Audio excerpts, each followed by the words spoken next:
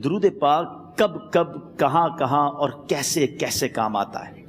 ایک بہت ہی خوبصورت واقعہ، بڑا ایمان افروز واقعہ ہے جو میں آپ کے سامنے پیش کرتا ہوں۔ ایک دوست نے اپنے ایک دوسرے دوست کو قرض دیا، اور جب اس نے قرض دیا تو وہ قرض ایک بڑی اماؤنٹ تھی، 3000 دینار۔ وہ ٹائم آ گیا جب اس ٹائم وہ قرض لینے کے لیے اپنے دوست کے پاس گیا کہ بھائی مجھے میرے پیسے واپس دو، تو اس نے کہا کہ پیسے تو نہیں ہے میرے پاس، میں کولیپس ہو گیا ہوں، بزنس اب میرا ختم ہو گیا ہے، میں تمہاری رقم نہیں دے سکتا۔ اس نے ایک اور ٹائم دے دیا اسے کہ ٹھیک ہے اب اتنے وقت دنوں کے بعد میں دے دوں گا۔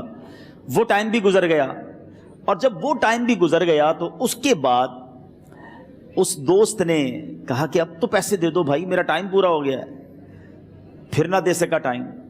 آخر کار معاملہ جو ہے وہ کورٹ میں چلا گیا، قاضی کے پاس چلا گیا۔ اب قاضی نے جس کو پیسے دینے تھے اس کو بلایا اور کہا کہ بھائی آپ کو اس کے پیسے دینے ہیں؟ کہتا ہے ہاں پیسے تو دینے ہیں۔ تو کہا پھر دیتے کیوں نہیں ہو؟ کہا پیسے ہیں ہی نہیں، کاروبار ہی ختم ہو گیا ہے، قرضہ تو لیا تھا، اب میرے پاس بچا ہی کچھ نہیں ہے۔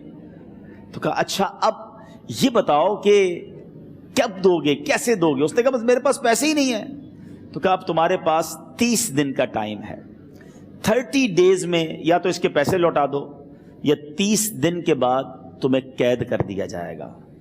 یہ شخص اب گھر آیا، پیسے تو تھے نہیں، مگر شاید علماء نے لکھا کتابوں میں، یہ واقعہ کئی بڑی بڑی کتابوں میں لکھا اور درود پاک کے فضائل کی بڑی بڑی کتابوں میں لکھا، اور اس شخص نے سوچا کہ اس نے ایک حدیث پاک پڑھی ہوئی تھی کہ جس میں یہ نبی پاک علیہ الصلوۃ والسلام نے فرمایا ہے، جس کا مضمون ہے کہ جو شخص پریشان ہو، مصیبت زدہ ہو، اسے چاہیے کہ مجھ پر کثرت سے درود پاک پڑھے، کیونکہ درود پڑھنا مصیبتوں اور پریشانیوں کو لے جاتا ہے۔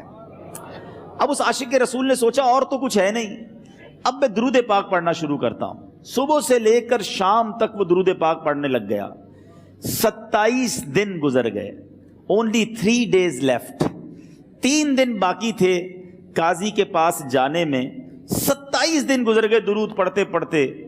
جب 28ویں رات آئی تو آنکھیں تو بند ہوئیں، مگر خواب میں اسے ایک آواز آئی، گھبراؤ نہیں، تمہارا قرضہ ادا کر دیا جائے گا، تمہارا مسئلہ سالو ہو جائے گا۔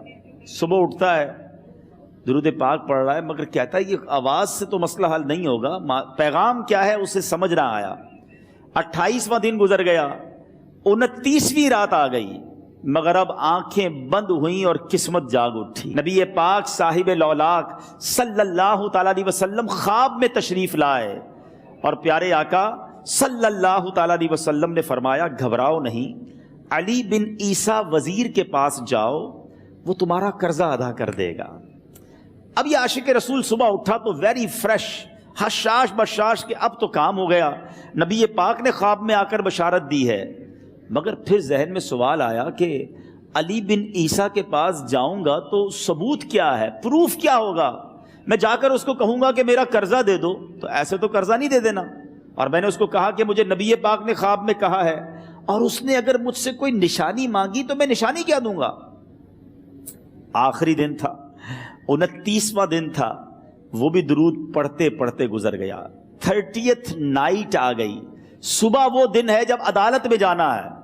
اب اس رات پھر نبی پاک علیہ الصلوۃ والسلام خواب میں تشریف لائے، اور آقا علیہ الصلوۃ والسلام نے فرمایا کہ علی بن عیسیٰ وزیر کے پاس جاؤ، وہ تمہارا قرض ادا کر دے گا۔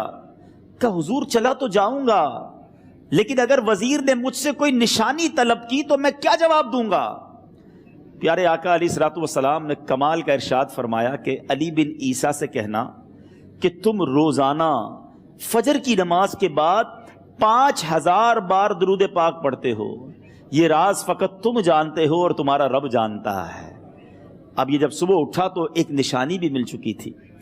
عدالت میں جانے سے پہلے وزیر کے دربار میں پہنچ گیا، اسے یہ ڈر تھا کہ آج پیسے نہ لوٹائے تو سزا ہو سکتی ہے۔ جب وزیر کے دربار میں پہنچا تو وزیر اپنے مشیروں کے ساتھ بیٹھا تھا۔ کہا مجھے آپ سے بات کرنی ہے۔ کہا بتاؤ کیا بات کرنی ہے؟ کہا میں ایک پیغام لایا ہوں آپ کے لیے۔ اچھا کس کا پیغام لائے ہو؟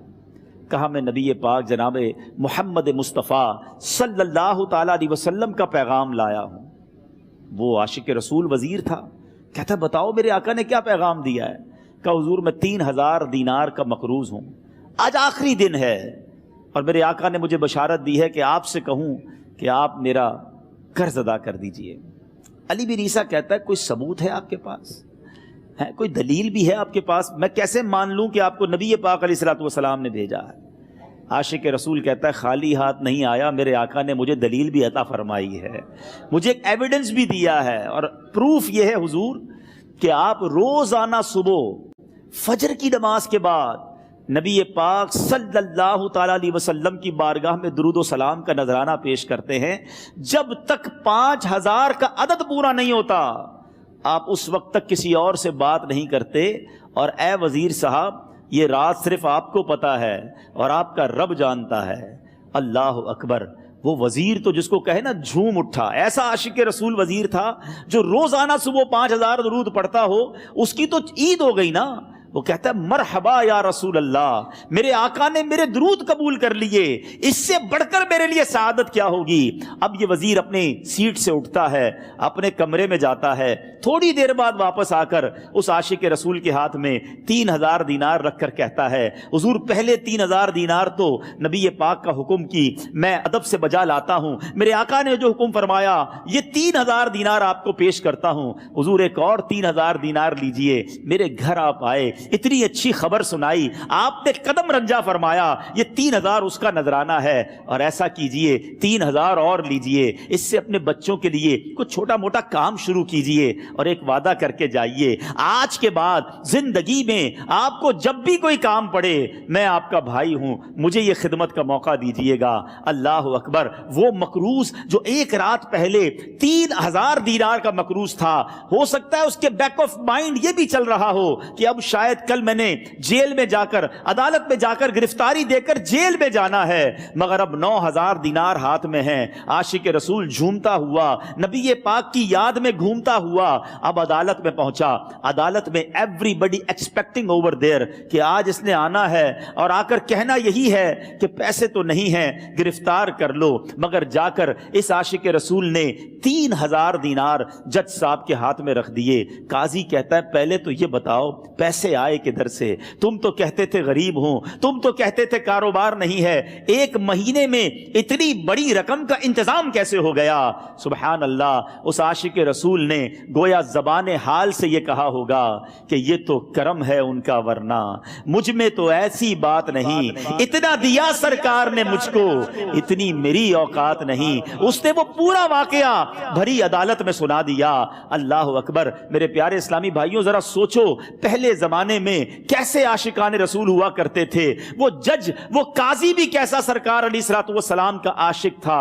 اپنی سیٹ سے اٹھتا ہے، بھرے دربار میں، بھری عدالت میں، وہ اپنے چیمبر میں، اپنے کمرے میں جاتا ہے، اور تھوڑی دیر بعد واپس آ کر اس کے ہاتھ میں بھی 3000 دینار ہیں، اور وہ 3000 دینار جو ہے وہ اس عاشق رسول کے ہاتھ میں رکھتا ہے کہ سارا ثواب علی بن عیسیٰ کیسے لے جائے، میں بھی تو نبی پاک کا غلام ہوں، میں تمہارا قرضہ میں ادا کرتا ہوں۔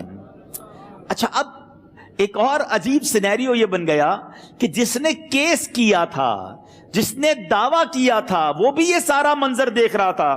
کہتا ہے جج صاحب ذرا رکیے، میں بھی اپنے آقا کا امتی ہوں، اور ایک کام کیجئے، قلم کاغذ منگوائیے، اس عاشق رسول کا قرضہ ہی میں معاف کر دیتا ہوں۔ اچھا، اب عاشق رسول نے وہ واپس 3000 دینار جو جج صاحب نے دیے تھے وہ واپس جج